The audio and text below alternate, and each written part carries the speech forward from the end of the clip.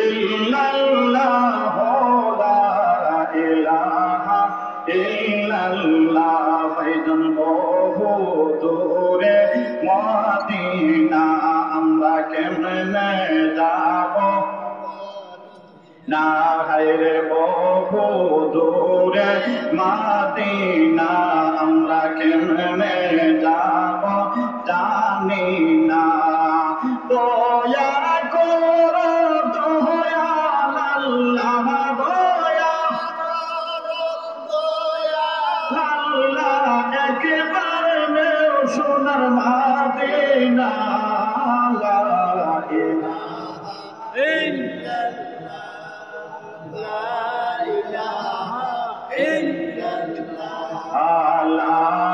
ইলাহা ইল্লাল্লাহ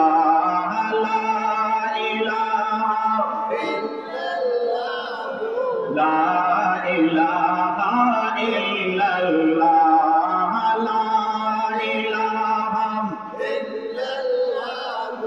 লা ইলাহা ইল্লাল্লাহ ভাইজান আমার মনের বেদনা শোনাইলে কেউ শোনে না আমার মনের বেদনা শোনাইলে কেউ শোনে না আরে বুঝাইলে কেউ বুঝে না গো বুঝাই না শোনো সাহে মদিনা লা ইলাহা জোরে লা ইলাহা ইল্লাল্লাহ লা ইলাহা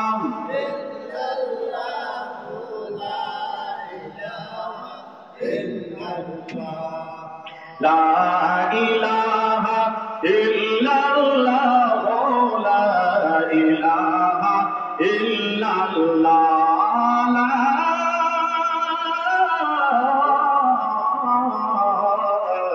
ইলাহা ইল্লাল্লাহ মুহাম্মাদুর রাসূলুল্লাহ সাল্লাল্লাহু আলাইহি ওয়াসাল্লাম বলে আল্লাহু আকবার। ভালো লাগছে না খারাপ লাগছে? ভালো লাগছে মাশাআল্লাহ। আপনারা কিন্তু আমার অনেক মজার মানে প্যাসেঞ্জার, ভালো লাগে আপনাদেরকে নিয়ে। তাইলে বন্ধুগণ দেখেন এই ইসলামের জন্য কত কষ্ট করেছেন আল্লাহর নবী, আল্লাহর নবীর সাহাবীরা, তাবিন, তবে তাবিনরা। আজকে আমরা এই দাদার আমলি ইসলাম পেয়ে আমরা তো ইসলামের এক মুহূর্ত মানে দাম দিতে আমরা পারি না। যতটুকু দেওয়া আমরা কি দিতেছি? এক মোটামুটি সামান্য শুধু আমরা মুসলমান হয়েছি, কিন্তু মুমিন আমরা কিন্তু নয়। কেন আমরা মুমিন হব? আমরা এটা তো একবারও প্রশ্ন করি না। যতক্ষণ পর্যন্ত মুমিন না হব ততক্ষণ পর্যন্ত কিন্তু আমাদের মেইন টার্গেট যেটা, যে জিনিসের জন্য কালেমা পড়েছি, মুমিন না হলে কিন্তু এটা আমরা পাবো না। মুমিন হতে হলে নবীর সুন্নাত আদায় করতে হবে, ফরজ আদায় করতে হবে, ওয়াজিব আদায় করতে হবে, সঙ্গে সঙ্গে মা বাবার খেদমত করতে হবে, ঠিক কিনা? মা বাবার খেদমত হলো ইমানের একটা অঙ্গ। আল্লাহ রাব্বুল আলামিন কোরআনুল কারীমের মধ্যে বলেন, قل تعالوا أتل ما حرم ربكم عليكم ألا تعبدوا إلا إياه وبالوالدين إحسانا। জোরে জোরে বলেন না আল্লাহু আকবার। আল্লাহ বলেন, قل تعالوا, ও নবী আপনি বলেন তারা যেন আপনার কাছে আসে। আপনার কাছে আসে কারা আসে? মানে সেই সময়ের যুগে ইহুদ এবং নাসারার কথা বলা হয়েছে, তারা যেন আপনার কাছে আসে।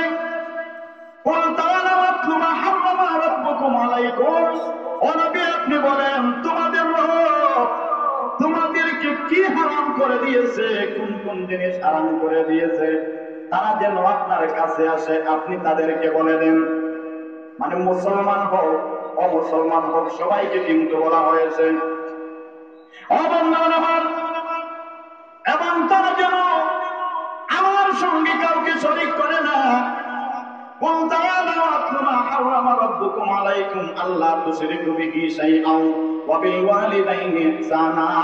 আর তারা যেন তাদের মা বাবার খেদমত করে। জুড়ে জুড়ে বলেন না আল্লাহু আকবার। আবার আরেকটা আয়াতের মধ্যে আল্লাহ রাব্বুল আলামিন বলেন وَإِذْ أَخَذْنَا مِيثَاقَ بَنِي إِسْرَائِيلَ لَا تَعْبُدُوا إِلَّا اللَّهَ وَبِالْوَالِدَيْنِ إِحْسَانًا। দেখেন মা বাবাকে কত প্রাধান্য দিয়েছেন আল্লাহ। আল্লাহ বলতেছেন ওয়াইজ আখাযনা মিসাকা বনি ইসরাঈল। বনি ইসরাঈল কিন্তু মুসলমান নয়, মুসলমানদের মধ্যে নয়, খ্রিস্টান এবং এই যে ফিলিস্তিনে যেগুলো মারতেছে ইহুদি, খ্রিস্টান এবং ইহুদিদেরকে বলা হয় বনি ইসরাঈল। আল্লাহ রাব্বুল আলামিন এখানে কিন্তু মুমিনদেরকে বলেন নাই ওয়াইজ আখাযনা মিসাকা বনি ইসরাঈল।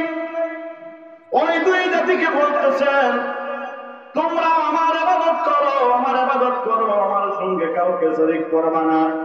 ওয়াবিল ওয়ালিদাইনি ইহসানা, আর তোমরা তোমাদের মা বাবার খেদমত করো।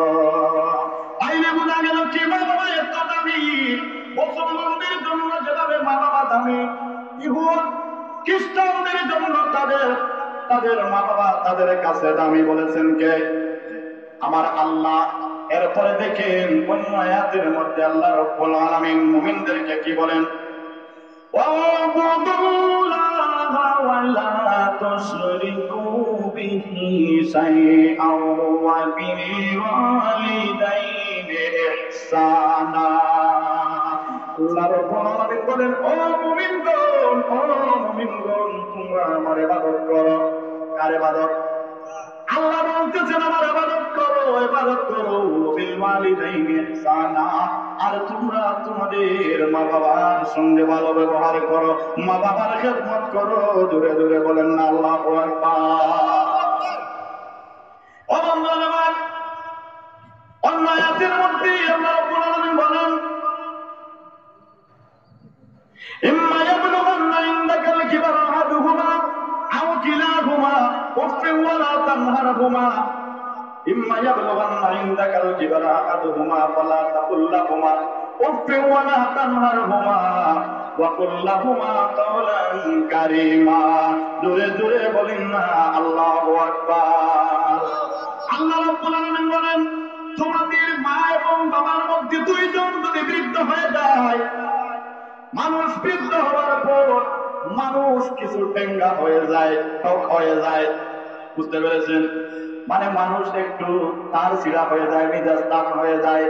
আল্লাহ রাব্বুল আলামিন বলেন এই সময় তোমার বাবা তোমাকে অনেক জ্বালাইতে পারে, কিন্তু এই সময় তোমার মা বাবার সামনে তুমি খুব শব্দ ব্যবহার করতে পারবে না। জোরে জোরে বলেন না আল্লাহু আকবার। আমার মা বাবার সামনে বেয়াদবি করলে জীবন শেষ না জীবন ভালো হয়? জীবন একদম বরবাদ হয়ে যায়, তো বরবাদ হয়ে যায়। ছোট্ট একটা এক্সাম্পল শুনবেন, শুনতে রাজি আছেন? আল্লাহর নবী হযরত মুহাম্মদুর রাসূলুল্লাহ সাল্লাল্লাহু আলাইহি ওয়াসাল্লাম এক রাস্তা দিয়ে যাচ্ছেন। কোথায় যাবেন? মোটামুটি দাওয়াতে ইসলামের দাওয়াত দিতে যাচ্ছেন। সঙ্গে ছিলেন হযরত আবু যহর গিফারী, বলেন আল্লাহু আকবার। আবু যহর গিফারী রাদিয়াল্লাহু তাআলা আনহু। এমন সময় দেখে একটা মজার খেলার মধ্যে, আপনারা কি বলেন? মজার খেলা বলেন ঠিক? আমাদের এদিকে আমরা বলি মজার খেলা। এই বালাখানার মধ্যে এক কবরের মধ্যে আগুন জ্বলছে। আগুনটা কিন্তু দেখা যায় না, ধোঁয়া হচ্ছে। আল্লাহর নবী দেখে থেমে গেলেন, বলতেছেন হে আবু বকর, এই যে একটা খবরের মধ্যে দোয়া উঠছে, দোয়া যদি উঠে তাহলে নিচে কি থাকে? আগুন থাকে। আগুন না থাকলে কি দোয়া উঠে? নিচে আগুন। আর এই খবরের মধ্যে আগুন কেন? মারাত্মক কোন একটা ব্যাপার হয়েছে। তুমি এক কাজ করো, এই যে আশেপাশের যে বাড়িগুলো আছে এগুলা তুমি তালাশ করো, আমি এখানে বসে যে এখানে ওই যে খবরওয়ালা তার বাড়ি কোথায় তো তুমি তালাশ করে বাইরে। হযরত আবু বকর গিফারী রাদিয়াল্লাহু তাআলা আনহু বাড়িয়ে হাঁটছে। একটা বাড়ির মধ্যে গিয়ে দেখে এত বৃদ্ধ একজন মহিলা, ওই মহিলা এখন যে সিজনে একটু ঠান্ডা আছে না, এইরকম ঠান্ডার মধ্যে সকালবেলা রুদ্রের মধ্যে বসে আছে। এই বাড়ির মধ্যে গিয়ে বললেন, ও বুড়িমা, আমি তোমার কাছ থেকে একটা কথা জানতে চাই। বুড়িমা বলেন, বাবারে কি জানতে চাই বা আমি কি তোমার কি খবর দিব? আচ্ছা ঠিক আছে, বলো কি হয়েছে। আবু বকর কি বলে ডাক্তার বলেন, মা গো, ও মা গো, আপনার কাছ থেকে একটা কথা জানতে চাই। ওই যে রাস্তার পাশে একটা বাড়াখানা, এখানের মধ্যে একটা কবর, এই কবরের মধ্যে মা দোয়া উঠতেছে। মা গো, এই কবরটা কার কি তুমি জানো? মার কান্নার বেড়ে গেল। মা ডাক্তার বলতেছে, প্রতীক রে, প্রতীক, এই কবরটা হলো আমার ছেলের কবর। কার কবর? আমার ছেলের কবর না। প্রতীক রে, কি হয়েছে তোমার? কেন আমার কাছে আসলাম? আল্লাহ নবীর সাহাবী ডাক্তার বলেন, মা গো, ও মা, আমরা যাচ্ছিলাম, আমার সঙ্গে নবীজি আছেন গো মা। ও মা, নবীজি তোমার ছেলের কবরের পাশে বসে আছি। ও মা, মা গো, আল্লাহর নবী বলেছেন তুমি একটু কষ্ট করে যাওয়ার জন্য নবীজি আপনার সঙ্গে কথা বলবেন। ওই বুড়ি মা কেন্দ্রে ডাক্তার বলেন, প্রতীক রে, আমি যেতে পারবো না রে প্রতীক, আমি যেতে পারবো না। প্রতীক, আমার দুই পায়ের দিকে একটু তাকারে প্রতীক। আবু বকরকে বাড়ি বলেন, আমি ওই বুড়িমার বৃদ্ধ মহিলার দুইটা পায়ের দিকে তাকাইয়া দেখি, ওই বুড়া মহিলার দুইটা পা একদম ভেঙে দেওয়া হয়েছি। দুইটা পাও নাই, পা দুইটা ভাঙ্গা, ফুলে বড় হয়ে গেছে। ডাক্তার বলেন, মা গো, মা, তুমি তো এই পাও দিয়ে হেঁটে যাইতে পারবা না গো মা। মা গো, তোমার এই পাও দুইটা ভাঙ্গা বলো কেন, আমাকে একটু বলো। ওই মহিলা ডাক্তার, আমাদের সময় নষ্ট করে লাভ নাই, তুমি আল্লাহর নবীকে আমার সালাম দিও। বলেন সুবহানাল্লাহ। আর আল্লাহর নবীকে বলো, আমার যদি বেয়াদবি হয়, আমার বেয়াদবি মাফ করে আল্লাহর নবী যেন আমার বাড়িতে একটু আসেন। জোরে জোরে বলেন না সুবহানাল্লাহ। হযরত আবু বকর গিফারী রাদিয়াল্লাহু তাআলা আনহু নবীর কাছে চলে গেলেন, গিয়ে বললেন, নবী গো, ইয়া রাসূলুল্লাহ, এখানের মধ্যে বড় জটিল একটা ব্যাপার। ওই মহিলা আসতে পারবে না, মহিলার পাও ভাঙ্গা। নবী গো, ওই মহিলা আপনাকে বলেছেন বেয়াদবি মাফ করে তার বাড়িতে আপনি যেন চলে যান। আল্লাহর নবী বুঝতে পারলেন যে এখানের মধ্যে মোটামুটি জটিল ব্যাপার, কঠিন ব্যাপার। নবীজি চলে গেলেন। ওই বৃদ্ধ মহিলা সালাম দিলেন, আসসালাতু ওয়াসসালামু আলাইকা ইয়া রাসূলুল্লাহ। সালাম দিলেন, নবীজি সালামের জবাব দিলেন, বললেন, ও বুড়িমা, বুড়িমা গো, তোমার পাও গুলা কেন ভাঙলো? আর তোমার ছেলের কবরের মধ্যে আগুন জ্বলে কেন গো মা? ও মা, পারলে তুমি আমাকে একটু বলো।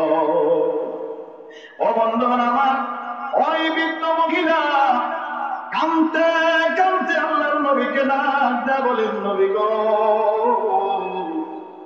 ও নবী, আমার এই পৃথিবীর মধ্যে কেউ নাই গো নবী, আর আমার মতো দুঃখী, আমার মতো দুঃখী মহিলা এই জমিনের মধ্যে নাই। মহিলা ডাক দেয়া বলেন, নবী গো, আমার শুধু একটা ছেলে ছিল, আমার সন্তান যে সময় ছোট ছিল, প্রায় বছর খানেক বয়স হয়েছে, ওই সময় তার বাবা দুনিয়ার থেকে বিদায় হয়ে গেলেন। আমি চাইলে আমি দ্বিতীয় স্বামী গ্রহণ করতে পারতাম। আমি আমার ছেলের দিকে তাকাইয়া দেখলাম, আমি যদি দ্বিতীয় বিবাহ করি আমার ছেলেটার কষ্ট হবে, সে কোথায় থাকবে, কোথায় যাবে। আমি তার মুখের দিকে তাকাইয়া গো নবী, আমি আর কোনো বিবাহ করলাম না। ও নবী, আমি মানুষের বাড়িতে কর্ম করে করে গো নবী, আমার ছেলেকে আমি বড় করলাম, ছেলেকে বড় করলাম, কিন্তু টাকার অভাবে আমার ছেলেকে আমি পড়াইতে পারি নাই গো নবী। নবী গো, ইয়া রাসূলুল্লাহ, আমার ছেলেটা বড় হইল, আমার ছেলেটাকে আমি বিবাহ দিলাম, ছেলেটাকে বিবাহ দিলাম। 2-3 মাস চলে গেল, 6 মাস চলে গেল, কিন্তু এরপরে থেকে দেখি আমার ছেলে আগে যেইভাবে ছিল গো নবী, এখন আমার ছেলে সেই রকম না। বলেন আল্লাহু আকবার। আজকের সময়ে কিছু কিছু জায়গায় এইরকম হয় কি হয় না? আপনাদের আগরতলায় আমি অনেক জায়গায় দেখেছি, কিন্তু বলবো না। আমি দেখেছি ছেলে একটা বিবাহ দিয়েছে, কয়েকদিন চলছে, এরপরে বুড়া বুড়ি নিজে রান্না করে খায়। খায় কি খায় না? আছে কিনা আপনাদের এদিকে? আসেনি? হ্যাঁ, আমি দেখেছি। আমার আসামের মধ্যে অনেক জায়গায় আছে, কলকাতার মধ্যে আমি সেই জায়গায় এইরকম ঘটনা পেয়েছি। এইরকম কুলাঙ্গার ছেলে বর্তমানে আছে, বর্তমান ডিজিটাল সময়ের মধ্যে, কিন্তু এইগুলা এইরকম কাজ করে কেন করে আমার বুঝে আসে না, আমার বুঝে আসে না। ও বন্ধুগণ আমার, একটা বারও আমরা চিন্তা করি না। আমরা সকল মানুষ কিন্তু ছেলে সন্তান পাই, কিন্তু আমরা ছেলে সন্তান পাওয়ার পরে আমি এটা আমার অনুভব করার দরকার, আকারে আমার ছেলেটার সঙ্গে আমি কি ব্যবহার করতেছি। আর যদি আগেদের প্রয়োজন হয়, আমি এই দিন আর ঘুমাইতে পারি না, আমি বাজারের মধ্যে চলে যাই। তার যদি খাওয়ার জিনিস শেষ হয়ে যায়, আমি এই দিন বাড়িতে থাকতে পারি না। যদি মেঘ হয়, বৃষ্টি হয়, তুফান হয়, আমার বাজারে যেতে হয়, হয় কি হয় না? ছেলের খানি আনার জন্য।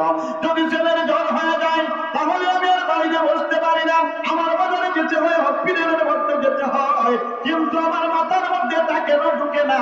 আমিও তো একদিন ছোট ছিলাম, আমিও তো একদিন মায়ের খুলেছিলাম, বাবারে খুলেছিলাম, আমারও তো জ্বর হয়েছিল, স্বাস্থ্যভোগী হয়েছিল।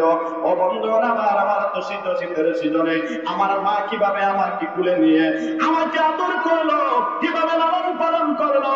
আমি প্রস্রাব পায়খানা করে আমি মাকে আমি ভিজিয়ে দিলাম, আমার মা বিধা বিছানায় শুইল, আমাকে শুকনা বিছানা বিছানায় আমাকে শুয়াইলো। এটা তো আমি আমার ছেলেকে করতেছি। আমিও তো ছোট ছিলাম, আমার মা আমাকে এরকম করেছে। কিন্তু আজকে আমি বড় হয়েছি, আমার হাত বড় হয়ে গেছে, পা বড় হয়ে গেছে, আমি বিবাহ করেছি, এখন কিন্তু আমি আমার মার খবরে নেই না, আমি আমার বাবার খবর নেই না। আমি বলি আমার মা বাবা বুড়া হয়ে গেছে, বৃদ্ধ হয়ে গেছে, তারা যেইভাবে তাকুক কেন, এই দিকে আমার তাকানোর দরকার নাই। এইরকম ছেলে আছে কিনা বলে? অবন্ধন আমার ওই বৃদ্ধ মহিলা ডাক্তার বলতেছে, নবী গো, ও নবী, আস্তে আস্তে দেখি আমার ছেলেটা বদলে গেল। এখন আমার ছেলেটা বাড়ির মধ্যে যে সময় আসে, আমার ছেলের মুখের দিকে তাকাইতেই আমার ভয় হয়। নবী গো, তার ছেলে তার বউটা ভালো নয়, বাড়িতে আসার পর ওটা কি যেন বলে, বলার পরে আমার ছেলে আমাকে এমন ভাবে মারতে আরম্ভ করে, মারতে মারতে আমাকে বেহুশ করে ফেলে রে গণবী। আমি আমি আমার গ্রামবাসীকে কিছু বলি না, যদি আমার গ্রামের মানুষকে আমি কিছু বলি তাই আমার ছেলেটাকে মারবে। এই জন্য আমার ছেলেকে মার খাওয়াইতে চাই না, আমি গ্রামের কোনো মানুষকে বলি না। এই দেখে আমার লজ্জা হয়, আমি অনেক কষ্ট সহ্য করি গো নবী। নবী গো, আজকে 4-5 দিন হয়ে গেল, সপ্তাহখানেক হয়ে গেছে গো নবী। আমার ছেলে বাড়ির মধ্যে একদিন রাত্র বেলায় আসলো। নবী গো, তার স্ত্রী তাকে কে বললো আমি জানি না, আমাকে এমন ভাবে মারতে আরম্ভ করলো, মারতে মারতে আমার 2 পা ভেঙে দিয়েছে গো নবী। বলেন নাউযুবিল্লাহ। নবী গো, আমার পা ভেঙে আমাকে ঘর থেকে বের করে আমার ঘরের সামনে বের করে দিল। ও নবী, এখন তো শীতের সিজন গো নবী, আমি অনেক কষ্ট করে আমি মাসের দ্বারা ঘরের বাইরে কাটাইলাম, আর আমার ছেলে তার বউ নিয়ে ঘরের মধ্যে থাকলো। নবী গো, আমার আর সহ্য হলো না, আমার ধৈর্যের বাঁধ ভেঙে গেল গো নবী। আমি দেখলাম আর হবে না, আর হবে না। আমি আমার আল্লাহর কাছে হাত তুলে বললাম, আল্লাহ গো, আমার আর সহ্য হইতেছে না গো আল্লাহ। ও আল্লাহ, আমি আমার এই সন্তানকে আমি আর জীবিত দেখতে চাই না, আমার সন্তানকে মওত দিয়ে দাও। জোরে জোরে বলেন না আল্লাহু আকবার। ও নবী, সকাল হওয়ার পর দেখি আমার ছেলেটার জ্বর হয়ে গেছে, জ্বর হয়ে গেছে। নবী গো, জোহরের সময় দেখি আমার ছেলে দায় অবস্থা হয়ে গেছে। এরপরেও কিন্তু আমার শরীরের মধ্যে ব্যথা, আমার পায়ের মধ্যে ব্যথা। আমি আবার দোয়া করলাম, আল্লাহ আমার ছেলের জ্বর দিয়েছ, আমার ছেলের মৃত্যু আমি দেখতে চাই, মৃত্যু দেখতে চাই। নবী গো, ইয়া রাসূলুল্লাহ, ইয়া হাবিবাল্লাহ। আর যে সময় আসরের সময় হয়ে গেছে, এই সময় আমার ছেলে দুনিয়ার থেকে বিদায়। আল্লাহু আকবার। মার দোয়া কাজে লাগছে কি লাগছে না? মা বাবার দোয়া কাজে লাগে কি লাগে না? মা বাবা যদি ছেলের জন্য ভালো দোয়া করে 100%, বদদোয়া করলে 100%, যেভাবে দোয়া করবেন এইভাবে পাওয়ার হয়ে যায়। মা বাবার দোয়ার মধ্যে এত পাওয়ার, এত পাওয়ার, এত পাওয়ার। এই জন্য কবি বলেন, মায়ের দোয়া লও রে মুমিন, মায়ের দোয়া লও, মায়ের দোয়া লও রে মুমিন, মায়ের দোয়া লও। বিপদে পড়বা না তুমি, বিপদে পড়বা না তুমি, যেদিন যেতাই যাও, মায়ের দোয়া। সবাই বলেন, মায়ের দোয়া লও রে মুমিন, মায়ের দোয়া লও, মায়ের দোয়া লও রে মুমিন, মায়ের দোয়া লও। বিপদে পড়বা না তুমি, বিপদে পড়বা না তুমি, যেদিন যেতাই যাও, মায়ের দোয়া, মায়ের দোয়া লও, মায়ের দোয়া লও রে মুমিন, মায়ের দোয়া লও। আমার ওই মহিলা ডাক্তার বলেন, নবী গো, এরপরে আমি শান্ত নই। আমি আমার আল্লাহকে বললাম, আল্লাহ আমার ছেলেকে মুখ দিয়েছ, এখন পর্যন্ত আমি শান্তি নই গো নবী, আমি শান্তি নই গো আল্লাহ। ও আল্লাহ, আমার ছেলের কবরের মধ্যে আগুন জ্বালিয়ে দাও, আগুন জ্বালিয়ে দাও। এই দুনিয়ার মানুষ দেখবে মাকে কষ্ট দিলে কবরের মধ্যে আগুন জ্বলে। আল্লাহ গো, এই আগুন যেন কিয়ামত পর্যন্ত থাকে। জোরে জোরে বলেন না আল্লাহু আকবার। ও নবী, এই দোয়া করার সঙ্গে সঙ্গে আমি চেয়ে দেখি আমার ছেলের কবরের মধ্যে দোয়া উঠতেছি। আল্লাহর নবী, দয়ার নবী, মায়ার নবী ডাক দেওয়ার, আল্লাহ কিভাবে সহ্য করতেছো গো মা, কিভাবে সহ্য করতেছো? আমি নবী তো এটা সহ্য করতে পারতেছি না। দূরে দূরে বলেন না সুবহানাল্লাহ। কারণ দয়াল নবী, মায়ার নবী, কোন মানুষের বিপদ থেকে নবীজি এড়িয়ে যেতে পারতেন না যতক্ষণ পর্যন্ত এই বিপদের না সমাধান করতেন। এই অসুবিধাদের যে সময় নবী সুবিধা না করতেন, নবীজি কি করতেন? নবীজি একবার একটা হরিণীর কাহিনী তো জানেন। একটা হরিণী বাধা দেখে কি করলেন? নবীজি নিজে বাধার অবস্থায় পড়লেন, কিন্তু এই হরিণীকে উদ্ধার করে দিয়ে নবীজি চলে গেলেন। ও বন্ধুগণ আমার, ওই নবীজি ডাকতে বলেন, মা গো, তোমার ছেলের মধ্যে আগুন ধরতেছে, কিন্তু আমি নবী তো যেতে পারবো না। ও মা, মা গো, আমি নবী বলতেছি, তোমার ছেলেটাকে মাফ করে দাও। ওই বৃদ্ধ মহিলা ডাকতে বলেন, হুজুর, আপনার কাছে আমি জোর হাত করে বলতেছি, আমার ছেলেকে আমি মাফ করব না, আমার ছেলেকে আমি মাফ করব না। আল্লাহর নবী ডাকতে বলেন, মা রে, ও মা, তোমার ছেলে কত কষ্টে আছে তুমি কি দেখেছো? ইয়া রাসূলুল্লাহ, আমার ছেলে কি কষ্টে আছে আমি তো জানি না। ও মা, মা গো, তোমার ছেলের কষ্ট যদি তুমি শুনো গো মা, আমার বিশ্বাস তুমি 100% মাফ করে দিবা। ওই মহিলা ডাকতে বলে, ও হুজুর গো, আমি আমার ছেলে কিভাবে কষ্টের মধ্যে আছে আমি এটাও জানতে চাই না, এটাও জানতে চাই না, আর আমি আমার ছেলেকে মাফ করে দিব না। আল্লাহ নবী রান্দা বলেন, আরে তোমার কাছে আমার একটা রিকোয়েস্ট রে মা। ও মা, তুমি শুধু তোমার ছেলের মুখের একটা কণ্ঠ শুনো। ও বন্ধুগণ আমার, দেখেন মায়ের দিন কত নরম। এই সময় ছেলের মুখের কণ্ঠ শোনার জন্য নবীজি বলছে, মা মনের মতো বলে গেলেন, বললেন, নবী গো, আমি কি আমার ছেলের কণ্ঠ শুনতে পারবো? বলে, হ্যাঁ শুনতে পারবেন। ও নবী, আজকে তো 6 দিন হয়ে গেল, আমার ছেলের কোন একটা কণ্ঠ আমি শুনতে পারতেছি না। নবী গো, দয়া করে একটু কণ্ঠটা শোনান। জোরে জোরে বলেন না আল্লাহু আকবার। ওরে গায়ের চামড়া ছিঁড়িয়া, পায়ের জুতা বানাইয়া, মায়ের পায়ে দিলে ঋণের সুদ হবে না। এমন মাকে ববে কোথায় পাবো না রে, এমন মাকে ববে কোথায় পাবো না রে।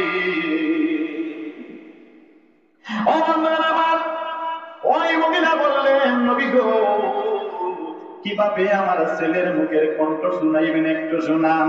নবীজি ডাকতে বলেন, মা, এই আমার লাঠিটার এইদিকে আপনার কান লাগান।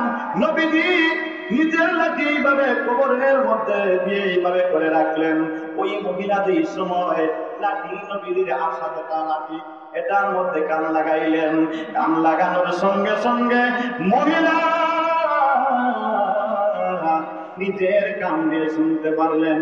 খবর থেকে ছেলেটা ডাকতে বলতেছে, মা, ও মা, মা গো, ও মা, আমি বড় বিপদে আছি গো মা। মা গো, আমি তোমার সঙ্গে খারাপ ব্যবহার করেছি গো মা। মা গো, আল্লাহ আমাকে মন জাহান্নামের মধ্যে রাখছে গো মা। ও আল্লাহ, আমার ছেলেরা রাখতে বলতেছে, মা রে, তোমার ব্যথা পায়ে গো মা, কিন্তু মা গো, আমার ব্যথা আল্লাহ কলিজার মধ্যে দিয়ে দিছি। ও মা, জাহান্নামের আগুন এত কঠিন, আমাকে আল্লাহ আমার পায়ের মধ্যে জাহান্নামের একটা পার পিট করে দিয়েছেন গো মা। ওই জাহান্নামের আগুন আমার পায়ের মধ্যে লাগে মা গো, লাগার সঙ্গে সঙ্গে আমার কলিজাটা পুড়ে যায়। দূরে দূরে বলেন না আল্লাহু আকবার। ও বন্ধুরা আমার, যেই সময় মা ছেলের কণ্ঠ শুনলেন, ছেলের কণ্ঠ শোনা মাত্র রে ভাই মা একদম মুমির মতো বলে গেলেন। ডাক দিয়া বলতেছেন, নবী গো ইয়া রাসূলুল্লাহ, ইয়া হাবিবাল্লাহ, নবী গো আমি 6 দিন পরে আমার বাবার কণ্ঠ শুনলাম গো। ও নবী, আমার ছেলের মুখের কণ্ঠ মা ডাকটা শুনে আমি আমার ছেলেকে মাফ করে দিলাম গো নবী, আমার ছেলেকে আমি মাফ করে দিলাম। নবী গো আপনি একটাবার আমার আল্লাহর কাছে দোয়া করেন, আমার আল্লাহ যেন আমার ছেলেকে মাফ করে দিয়ে আমার ছেলেকে যেন জান্নাতে দিয়ে দেন। জোরে জোরে বলেন না আল্লাহু আকবার। ও বন্ধুরা, আল্লাহ নবী হযরত মুহাম্মদুর রাসূলুল্লাহ সাল্লাল্লাহু আলাইহি ওয়াসাল্লাম দোয়া করলেন। দোয়া করার সঙ্গে সঙ্গে দেখা যায় সঙ্গে সঙ্গে ওই কবরের আগুনটা নিভে গেছে। জোরে জোরে বলেন না আল্লাহু